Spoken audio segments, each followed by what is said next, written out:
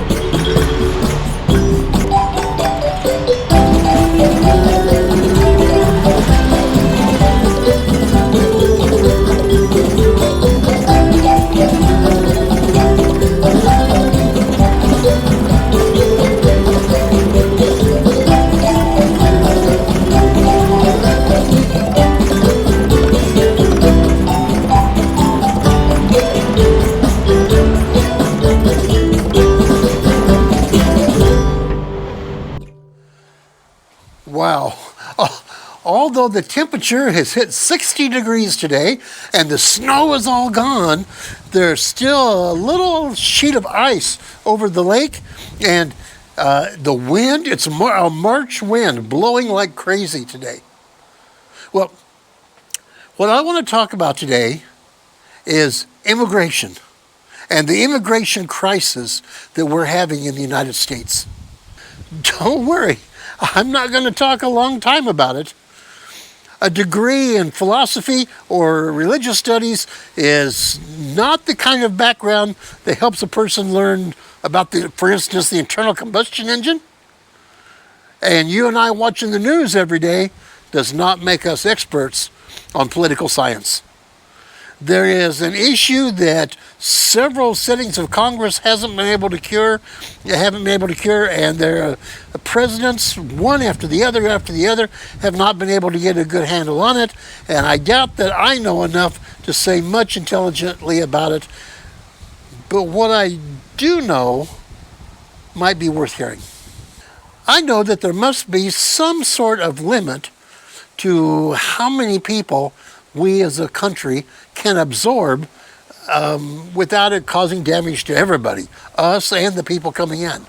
For instance, go to extreme, if we take one person and move them into our country this year and give them citizenship this year, that's not going to hurt anybody, as long as it's a good, solid citizen.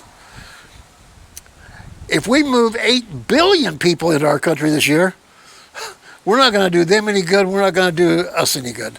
Someplace between 1 and 8 billion, there's probably a limit and a plan and a way that we can accommodate new people without them having to wait for years and years and years just to get a hearing, and at the same time, without hurting us any. I just don't know what that number is, and I don't know what that plan is, and I don't have the wisdom, and I don't have the background, and I don't have the education or the knowledge to come up with a plan like that. I just know that there has to be one, because somewhere between 1 and 8 million, there's kind of a saturation point. If you let me go to extremes again, a little bit of hyperbole to both ends, there aren't very many people that want to feel unsafe in their own home. I mean, I understand that we don't want terrorists coming into the country unchecked. We don't want drug dealers coming into the country and drug runners. We don't want rapists. We don't want murderers. We don't want criminals coming in, invading and flooding into our country. At the same time, I also know that if we brought in some scientists and doctors and different highly educated, highly tooled, technological people, that it would be a benefit for our nation.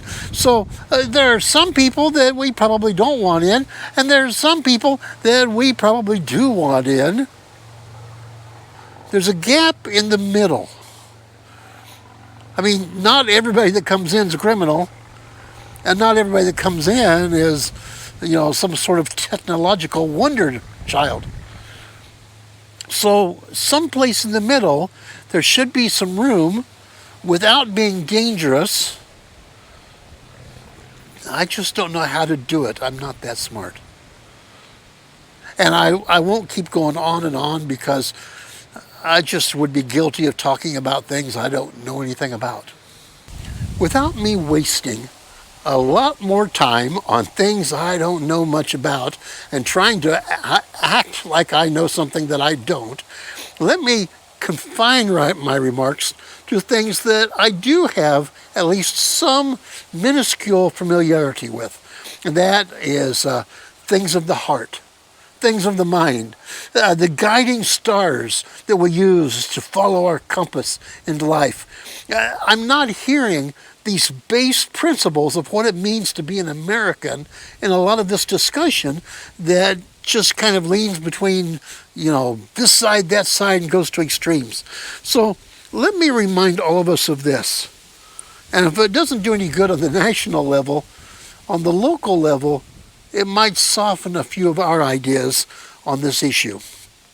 Give me your tired, your poor, your huddled masses yearning to breathe free, the wretched refuse from your teeming shore. Send these, the homeless, the tempest-tossed, to me. I lift up my lamp beside the golden door, the words on the base of the Statue of Liberty. Let them be an awakener, a reminder for us of who we are. I don't know if you can hear the wind that's blowing, but it is really blowing today. We're about halfway through this week. We'll soon come back to worship our Lord together again, only I won't be there this week. I have to be in Wisconsin attending the funeral of a dear friend on Sunday, but we have an excellent speaker covering for while I'm gone, an excellent singer covering while Sue is gone, and may God bless you. And I guess this week I would ask that God would soften our hearts to those in need. I think I will turn around, take off this windscreen just for the fun of it, and see if we hear the wind.